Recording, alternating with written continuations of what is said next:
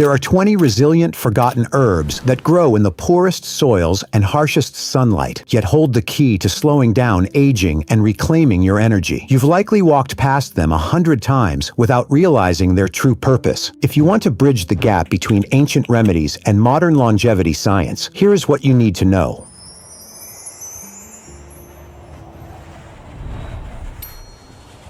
Hey there, friends. Welcome back. I've just started this series, and here I'll be sharing information about forgotten, ancient, and healing plants and foods that can help you maintain your health naturally. We look backward, just a little. We ask what people knew before, and whether any of that old knowledge still has something worth offering. And today, friends, we are heading outside, into the garden, into the field edges, into the warm, sun-filled world of plants that have kept company with human beings for thousands of years. Today, we are counting down 20 herbs, plants with long traditions of use, that absolutely thrive in warm climates. The American South, the Gulf Coast, the Southwest, Texas Hill Country, Florida, anywhere the sun stays generous and the growing season runs long. These are plants your great-grandparents would have recognized on sight. Plants that appear in old family remedy books, in folk herbalism traditions passed down through careful and loving hands, in the kitchen gardens of people who understood the value of growing your own medicine cabinet. Please hear my disclaimer clearly before we go any further. Nothing in this video is medical advice. I am not a doctor. I am not a healthcare provider. I am not suggesting you treat, diagnose, or cure anything based on what you hear today. This is history. This is tradition. This is curiosity about plants and the people who valued them. If you are dealing with any health challenge, please work with a qualified healthcare professional. That matters more than anything I can offer in a YouTube video. Are we clear? Good. Let's dive right in and look at these plants one by one. Pay close attention to number 16. It's an absolute game changer. And make sure to stay tuned until the very end, where we'll break down the one powerful herb, historically revered as nature's ultimate multitasker, legendary for targeting over 300 health imbalances. Let's get started. We are starting with one you almost certainly already know, but do not let familiarity fool you. This plant has earned every bit of the attention it has received. Aloe vera, that thick, spiky, almost prehistoric-looking succulent that grows practically everywhere in warm climates. You have seen it in pots on southern front porches, growing along roadside ditches in Florida and Texas without any care at all, thriving in desert gardens across the Southwest. And if you grew up in a hot climate household, there is a good chance that the first time you got a bad sunburn as a kid, somebody grabbed an aloe leaf, sliced it open, and pressed that cool, clear gel onto your skin. Do you remember that? Because I do, and it felt like relief. Here is why people have reached for aloe in that moment for centuries. That gel contains a mix of compounds, polysaccharides, vitamins, enzymes, amino acids that communities around the world have long valued for soothing irritated skin, supporting the healing of minor wounds, and easing the discomfort of burns. The traditional history of aloe is remarkable. Ancient Egyptian texts reference it as the plant of immortality. It appears in traditional medicine traditions across Africa, the Caribbean, Latin America, and the American South, always for skin, always for burns, always as that first reach when something went wrong outdoors. Modern research has explored aloe's properties with genuine scientific interest. Studies have looked at its potential to support skin hydration, soothe minor irritation, and assist with wound healing. The research is ongoing, and results vary across different study designs, but the scientific interest is real, and the traditional foundation is ancient. Practical advice: aloe loves heat and well-draining soil. It needs almost no care in a warm climate. Keep a pot of it near your back door. It asks almost nothing of you, and it just might come in handy. Raise your hand if you have ever walked into a room where lavender was present, in a candle, in a diffuser, in dried flowers on the shelf, and immediately felt something inside you ease just a little. Friends, there is a reason lavender became one of the most widely used aromatic plants in human history. And it is not just because it smells lovely, though it absolutely does. Lavender has been cultivated and valued across the Mediterranean, the Middle East, and Europe for more than 2,000 years. In ancient Rome, it was added to bath water and used to freshen linens. The Latin lavare, to wash, is likely the root of its name. In American Southern and Appalachian traditions, lavender bundles were hung in doorways and closets, kept near the bed, tucked into pillowcases. The traditional associations people made with lavender were mostly about ease of mind, ease of body, calmer evenings, a gentler transition into sleep. It was not dramatic medicine. It was something that seemed to help people feel a little better in their daily lives. Today, research has taken a genuine interest in lavender. Some studies have explored the effects of lavender aromatherapy on anxiety and sleep quality, with results that researchers find worth continuing to investigate. The compound linalool, found in lavender's essential oil, has been a particular subject of scientific curiosity. Results are mixed, and scientists consistently note more research is needed. But the tradition behind lavender's calming reputation did not come from nowhere. Lavender is practically made for warm, dry climates. Drought-tolerant once established, loves full sun, and prefers poor, well-draining soil to rich, moist garden beds. Plant it along a pathway where you will brush against it as you walk. Your day will be better for it. Here is a plant that might surprise some of you, because most people think of rosemary purely as a kitchen herb. And yes, rosemary is a wonderful kitchen herb, but its history as a traditionally valued wellness plant stretches back millennia and goes well beyond any roasting pan. In ancient Greece, scholars would wear rosemary garlands while studying, associating the plant with memory and mental clarity. In European folk tradition, rosemary was tucked into wedding ceremonies as a symbol of remembrance and woven into funeral wreaths as a symbol of eternal memory. It was burned in sick rooms to freshen the air and brewed into teas associated with digestive ease and general vitality. When early settlers came to America, rosemary came with them, or was sought out once they arrived, as a standard fixture of the well-organized kitchen and household herb garden. Modern research has taken a real interest in rosemary, particularly in its potential relationship with memory and cognitive function. Some studies have explored the effect of rosemary aromatherapy on alertness and memory recall. Others have examined its antioxidant compounds, particularly rosmarinic acid, with genuine scientific interest. The findings are intriguing, though researchers consistently note that more investigation is needed before firm conclusions can be drawn. Here is the good news for warm climate gardeners. Rosemary is practically made for your conditions. Drought-tolerant, frost-sensitive, and absolutely thriving in a sunny Mediterranean-style environment. In the American South and Southwest, rosemary can grow into a full shrub, a fragrant, silvery green hedge that blooms with small blue-purple flowers in winter and spring. Plant it. Mostly ignore it and let it become part of your landscape for years to come.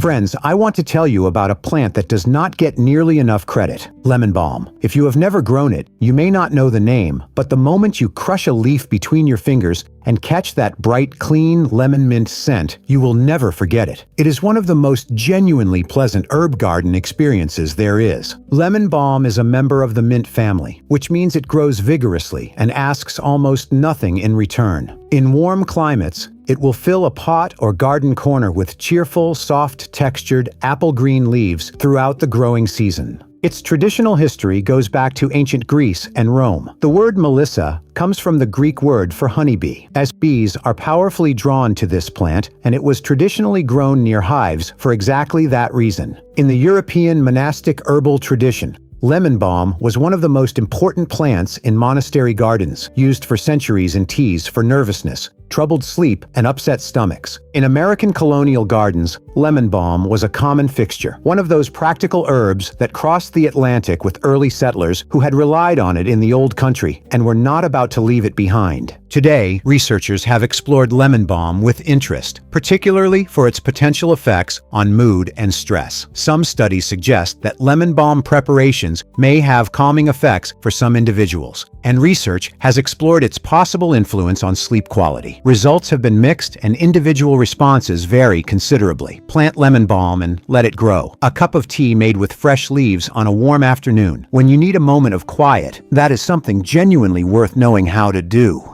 Now here is an herb beloved by millions of people around the world, but potentially unfamiliar to some of you. And if it is new to you, welcome to one of the most interesting plants on this list: holy basil, also called tulsi. This is not the sweet basil you put on your pizza, though they are cousins. Holy basil has a spicier, more complex character, notes of clove and pepper, woven beneath that classic basil fragrance, leaves often slightly purple tinged. And in the Ayurvedic tradition of India, one of the oldest most continuously practiced systems of traditional medicine in the world, Tulsi has been deeply revered for thousands of years. In Ayurveda, holy basil is traditionally considered an adaptogen, a class of plants associated with helping the body navigate stress and supporting overall balance. It has been used in that tradition for supporting energy, easing respiratory discomfort, and promoting mental clarity. In recent years, Western researchers have taken notice. Some preliminary studies have explored holy basil's potential effects on stress-related markers, blood sugar, and inflammation. The research is early and ongoing. The scientific community continues to investigate what Tulsi's many compounds may be doing. But the interest is genuine and growing. Holy basil is a heat lover. It thrives in full sun and warm temperatures. In the American South and Southwest, it will grow vigorously from late spring all the way through fall. Plant it in a sunny pot near your kitchen door. Brew the fresh leaves into a simple tea and take a moment to appreciate a plant that has been cherished for a very, very long time by a great many people.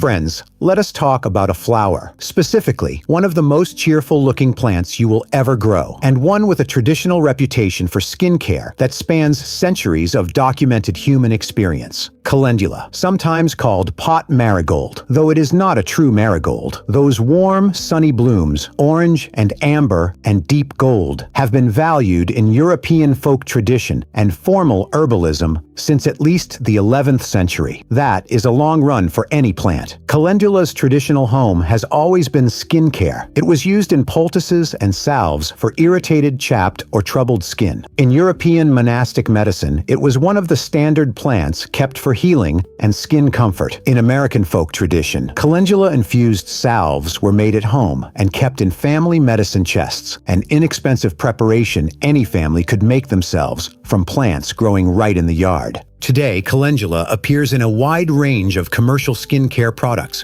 creams, balms, baby products, and the reasons are rooted in both its ancient reputation and ongoing scientific investigation. Some studies have explored calendula's potential to support skin healing and reduce irritation, identifying compounds in the plant that may have anti-inflammatory properties. Research continues. Calendula loves the cooler parts of the warm climate year, fall through spring in the deep south, and near year-round in mild coastal climates. It self-seeds generously, which means plant it once, and it may well return on its own. Harvest the flowers regularly to keep the plant blooming. Dry them gently in a shaded, airy spot. Steep dried flowers in olive oil in a warm, sunny window for several weeks. Strain and pour into melted beeswax for a simple, homemade salve. It is one of the most satisfying herb garden projects you can do. Tell me, friends, is there anyone watching today who has never had a cup of chamomile tea? I would be surprised if many hands went up. Chamomile has quietly crossed every cultural boundary and made itself at home in practically every tradition that ever valued a calming cup of something warm. From ancient Egypt to medieval Europe to your grandmother's kitchen cabinet, chamomile has been there. In traditional European herbalism, chamomile was something close to indispensable. It was brewed for nervous stomachs and restless sleep, made into washes for irritated skin, given to children who could not settle down, sipped by adults who had simply had too long a day. The tiny white flowers, with bright yellow centers, smell distinctly of sweet apple, and once you know that scent, you will recognize chamomile in the field from yards away. Chamomile contains a compound called apigenin, which has been studied for its interaction with certain receptors in the brain associated with relaxation and calm. Some clinical studies have explored chamomile's potential to support sleep quality and ease mild anxiety. Results have varied across different trials, and researchers continue to investigate. But the traditional reputation of chamomile as a calming herb has not been without genuine scientific interest. In warm climates, chamomile grows best in the cooler seasons, fall through spring in the deep south, and near year-round in mild coastal climates. It is delicate-looking, but quietly hardy. Grow it, harvest the flowers at peak bloom, dry them gently out of direct sunlight, and brew them fresh. There is a reason this simple tradition has persisted for thousands of years across dozens of cultures. This next one is native to North America, specifically to the Great Plains and eastern woodlands of the United States, and it is one of the most recognizable wildflowers in American gardens. Echinacea, the purple coneflower. You have almost certainly seen this plant. It grows along roadsides throughout the South and Midwest. Gardeners love it for its bold purple petals and that distinctive spiky orange-brown center cone that stands up beautifully even in winter. But long before it was a popular garden plant, Echinacea was among the most widely used traditional plants among Great Plains and Eastern Native American peoples. Tribes, including the Lakota and Cheyenne, used various Echinacea species for a wide range of traditional purposes: for toothache, respiratory complaints, wounds, and general wellness support. When European settlers encountered these traditional uses, many adopted the plant enthusiastically. By the late 1800s, Echinacea was among the most commonly recommended herbs in popular American botanical medicine. It eventually fell from official favor before being taken up strongly again by folk herbalism and natural health communities. Today, Echinacea is among the most intensively researched herbs in the world, particularly for its potential relationship with immune function. Some studies have suggested it may provide support to the immune system around cold and flu season. Research results have been mixed. Some trials show more meaningful effects than others, and scientists continue to study which species, plant parts, and preparations may be most relevant. Please consult a healthcare professional for specific health concerns. Plant Echinacea in full sun with well-draining soil. It is drought-tolerant, long-lived, and absolutely beautiful through all 4 seasons. Thyme is another plant that lives most prominently in the kitchen, and rightly so. It is one of the great culinary herbs of the Western world, but like rosemary, thyme has a history as a traditionally valued wellness plant that most people simply do not know. In ancient Egypt, thyme was used in the embalming process, a testament to how seriously certain properties of the plant were taken. In ancient Greece, it was burned as incense in temples and associated with courage and strength. Medieval European monks grew it in their physic gardens as a matter of standard practice. In folk tradition across Europe and colonial America, thyme was particularly associated with the respiratory system. Thyme teas and steam treatments were traditional home preparations for coughs, chest congestion, and the lingering discomfort of seasonal respiratory illness. Old herbalists considered it one of the most reliable plants in the household chest for anything involving the airways. The compound thymol, found in abundance in thyme's essential oils, has drawn genuine research attention. It is found in some commercial antiseptic preparations and has been studied for its potential properties. Some research has also explored thyme's potential for respiratory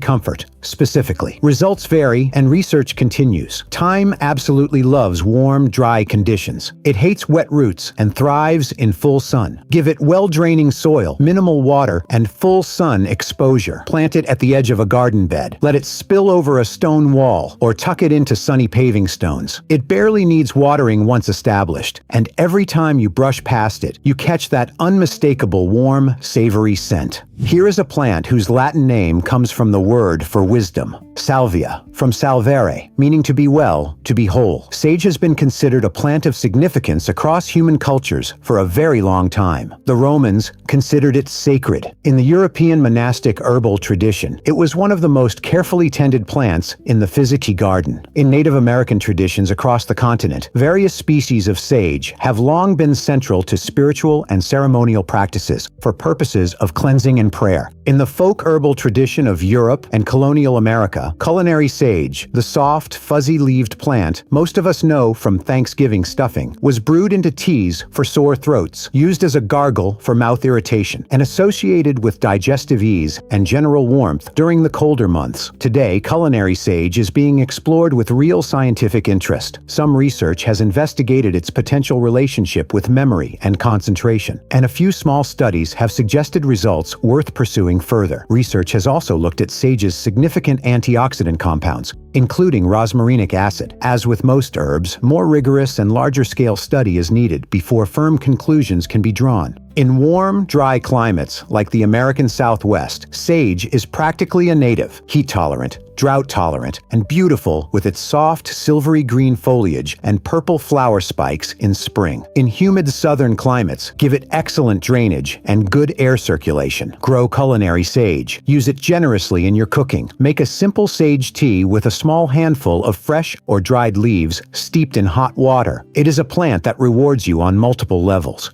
Before moving on to the 11th plant, in the next video, we'll take a look at 20 plants you can grow on your windowsill, plants that are a greater source of healing than a pharmacy. Don't forget to subscribe to my channel so you don't miss out on these plants, friends. Oregano. You probably think you know this plant, the dried stuff in the little jar on your spice rack, the flavor that says Italian cooking to most American palates, and you are right to love it for that. Oregano is a foundation of Mediterranean cuisine for a reason, but its history as a traditionally valued herb extends well beyond the kitchen.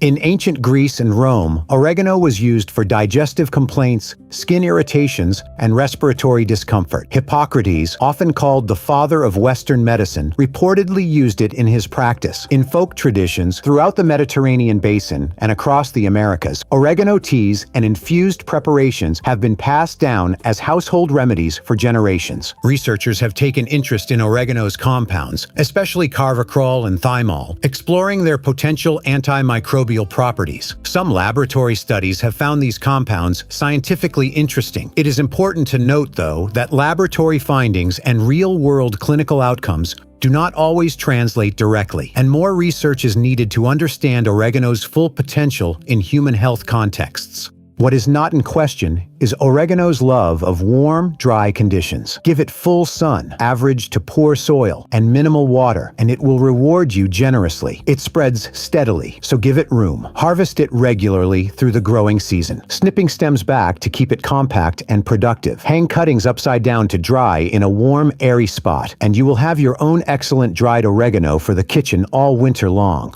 Friends, here is one with a story. A long, fascinating, and genuinely complicated story. St. John's wort, named because it traditionally blooms around the feast day of St. John the Baptist in late June. And for centuries, this timing gave the plant a meaningful place in European Christian folk tradition. It was hung over doorways at midsummer and woven into protective garlands. It was associated with light, with warmth, with the turning of the year. Beyond its folk associations, St. John's wort was valued as a practical herb for generations. In European traditional medicine, it was most closely associated with the nervous system, used for what old herbalists called nervous afflictions, for low spirits, for the emotional heaviness that can settle in during the darker months of winter. In the modern era, St. John's wort became one of the most extensively studied herbs in the world, particularly for its potential relationship with mood. Some clinical trials have suggested it may be helpful for some people experiencing mild to moderate depressive symptoms, and the research in this area has been substantial enough to attract serious scientific attention.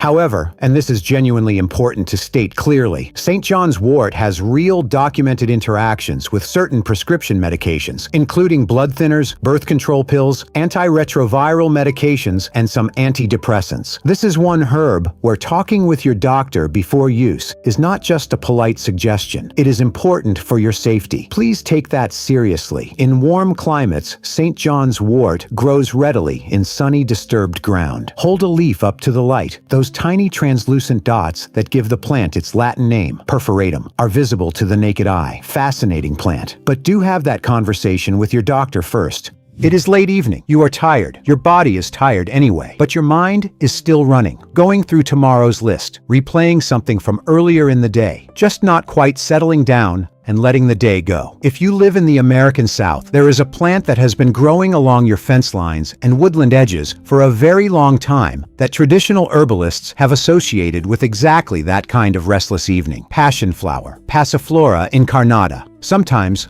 called maypop. Friends, this is one of the most extraordinary looking plants that grows wild in the American Southeast. The flowers are almost impossibly intricate, with their complex corona of purple and white filaments. But it is genuinely native, genuinely wild, and it has been part of Native American traditional knowledge in the Southeast for a long time. In the folk herbal tradition of Appalachia and the American South, passion flower was associated with calming the mind and easing restlessness. A tea made from the dried leaves and stems was traditionally prepared by people seeking a quieter mind and an easier transition into sleep at the end of a hard day. Some research has explored passion flower's potential calming properties, and a few small studies have suggested effects that researchers consider worth investigating further. As with any herb, individual responses vary vary considerably, and consultation with a healthcare provider is recommended, particularly for anyone on medications. If you live in the South, passion flower may already be growing somewhere on your property. Let it. Watch the bees lose their minds over it in summer. Then make a cup of tea from the dried leaves in the evening.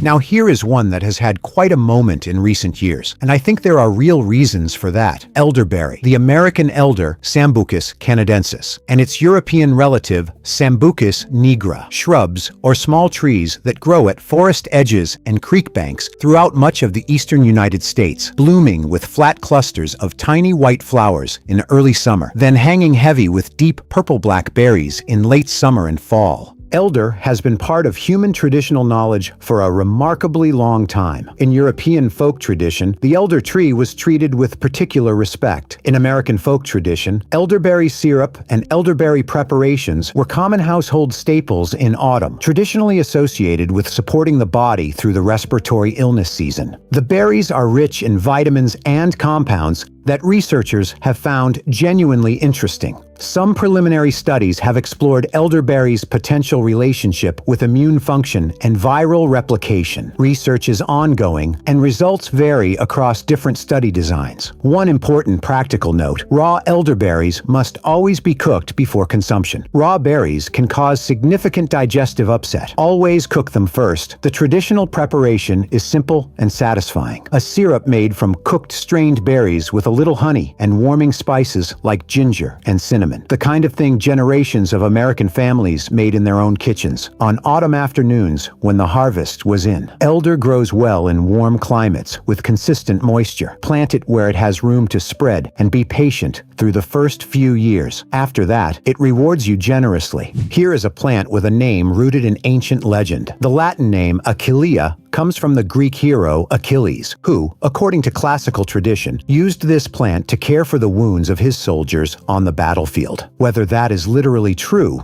we cannot say. But Yarrow has one of the longest documented histories of traditional use of any plant on this list. Evidence of yarrow pollen has been found at Neanderthal burial sites, which, if accurate, suggests humans have been gathering this plant for an extraordinary length of time. It appears in ancient texts across multiple traditions and has been valued in traditional medicine systems in Europe, Asia, and the Americas independently. In American folk tradition, yarrow was a common presence in household herb gardens and associated with a range of traditional uses, from wound care support to easing minor digestive discomfort. From a research standpoint, yarrow is genuinely interesting. Scientists have identified a range of compounds in the plant, including flavonoids and various alkaloids, and studies continue to explore their potential properties. Results, as always, vary, and the research is ongoing. In warm climates, yarrow is one of the most reliable and low-maintenance perennials you can grow. Extremely drought-tolerant, loves full sun, and spreads steadily from an established clump. The flat-topped flower heads, white in the wild species, coming in yellow, pink, and red in garden cultivars, are deeply loved by pollinators. Planted in a dry, sunny patch where not much else wants to thrive, it will ask nothing of you and give you beauty every summer in return. This next plant is one that many people walk right past without recognizing. And once I describe it, some of you are going to realize you have been seeing it your entire life and never knew its name: Meline.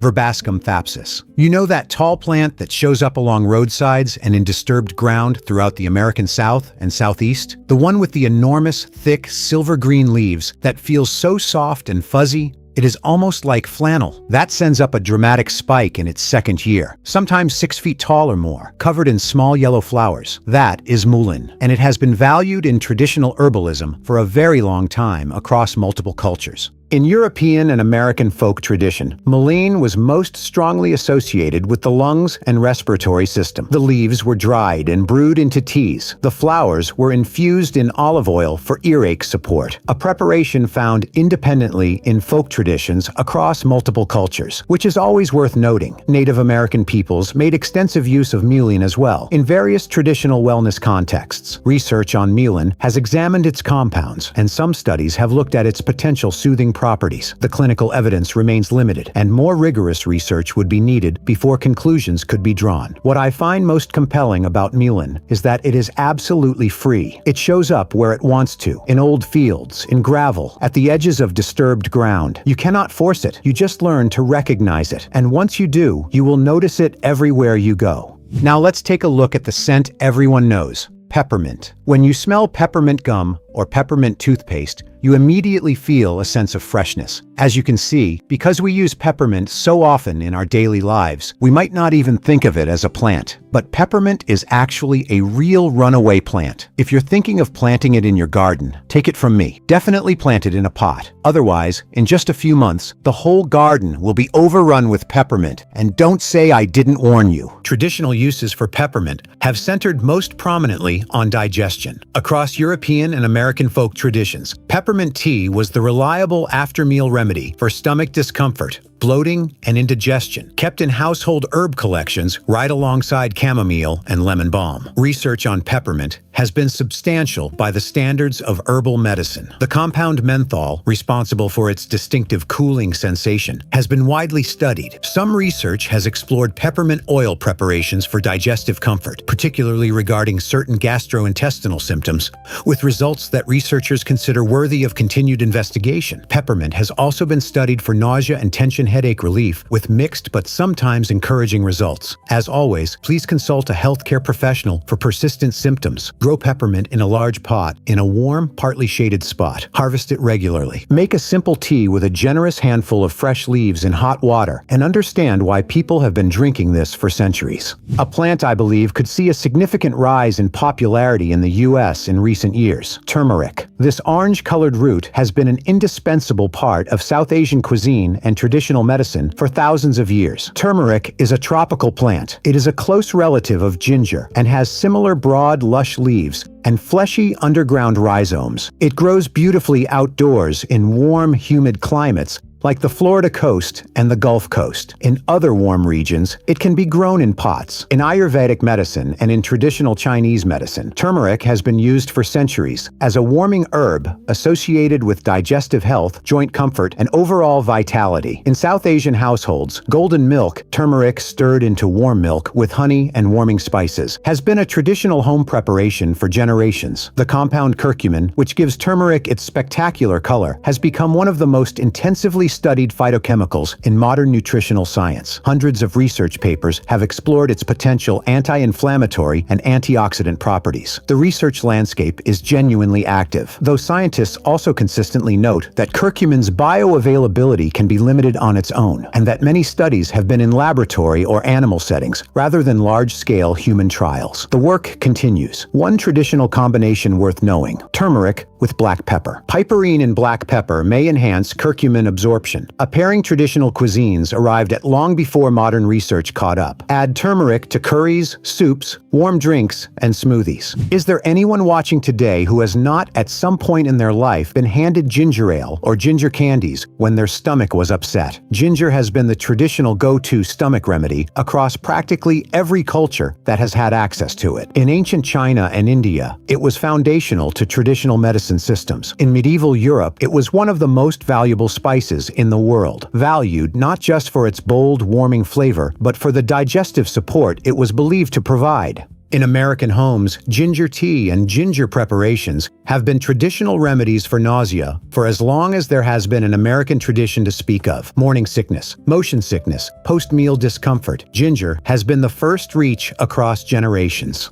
And here is something worth knowing. Ginger is one of the herbs on this list where modern research has produced some of the more substantial and consistent findings. Multiple clinical studies have explored ginger's potential for nausea, particularly nausea related to pregnancy and to chemotherapy treatment. Some of these studies have produced results that researchers consider clinically meaningful enough to include in broader discussions. That said, anyone with specific health conditions should always work with their healthcare provider rather than relying on home remedies alone. The compounds gingerols and shogal's, responsible for ginger's characteristic pungent heat, have also attracted research research interest in the areas of inflammation and circulation. Ginger grows well in warm, humid climates in partial shade. Give it rich, moist, well-draining soil. Harvest the rhizomes in fall after the foliage dies back. Fresh ginger tea, sliced root simmered in water for 20 minutes, sweetened with honey, is one of the most warming home preparations you can make. And here we are at the 20th plant, friends. But don't you dare stop watching the video after this one, because next I'm going to talk about a plant that some call the miracle tree, a plant many people have never seen before, that could be nature's most powerful multivitamin for your pain. I saved this one for last because, in my opinion, it's the most beneficial plant. Now let's take a look at the 20th plant, which has a strong lemon scent, lemon verbena, Aloysia citrodora.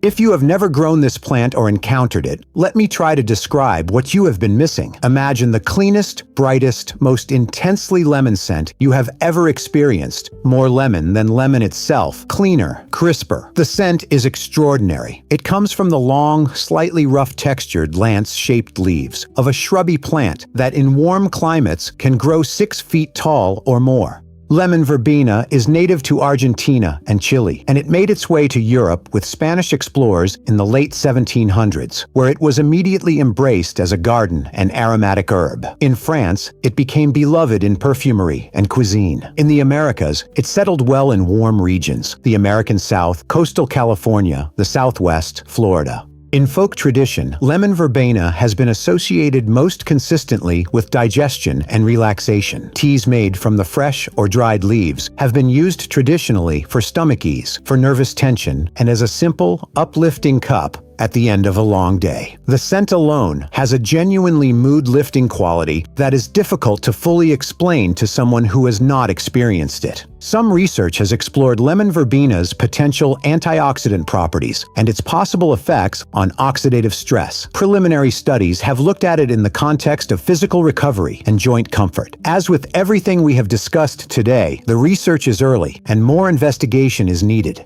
What I can tell you is this: grow it. Plant lemon verbena in a warm, sunny spot. Harvest a handful of leaves on a summer evening. Pour hot water over them. Let them steep. Breathe in what rises from that cup and feel, at least for that moment, like you are exactly where you are supposed to be. Now, as you've been eagerly waiting to hear since the beginning of the video, the Moringa plant, nicknamed the miracle tree, is said to be effective against more than 300 ailments. Native to northern India, this plant has been given names like miracle tree, tree of life, and the poor man's multivitamin by the people because it remains lush and green even in the driest regions. According to Ayurvedic tradition, Moringa was considered one of the powerful plants that warm the body. It was believed to have a connection to digestion and energy. It is said that merchants and warriors who undertook long journeys in the past benefited from this plant. Most interestingly, Ayurvedic texts believed that Moringa had benefits for over 300 ailments. Spreading from North India to Africa's driest and hottest regions via trade routes, Moringa is consumed very frequently in Africa. In fact, in Africa, this plant is viewed as a survival plant. So what is it about this plant that makes it so highly valued? Every part of the Moringa plant, from its roots to its leaves, is highly nutritious.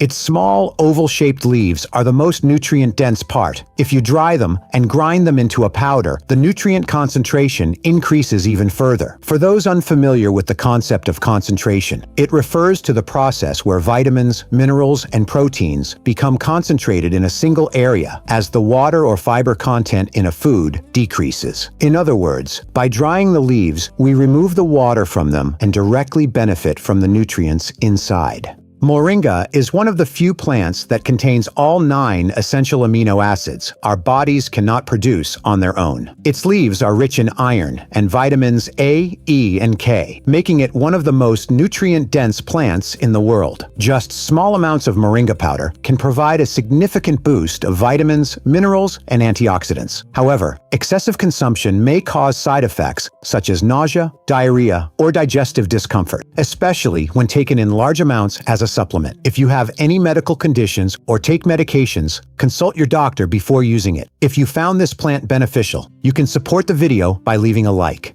In addition to these, it contains more calcium than milk and more vitamin C than oranges. Thanks to its nutritional content, it may offer potential benefits for preventing anemia and supporting bone health. Because it is packed with powerful antioxidants like quercetin and chlorogenic acid, it may help slow down the aging process. The seeds found inside the fruit contain 30 to 40% high-quality ben oil. The southern United States is one of the most logical and best regions for growing moringa. If you were in the north, you would need a large pot or a greenhouse to grow this plant. But in the south, you can plant it directly in garden soil. You can harvest it continuously for nearly 9 months. You can harvest the leaves, flowers, and seed pods. And here's an important piece of information to motivate you. Moringa grows so easily in the south that if you plant the seeds in early spring, you have a very high chance of harvesting the plant's healing white flowers by fall, followed by the long seed pods known as baguettes. For more natural remedies, please subscribe to my channel.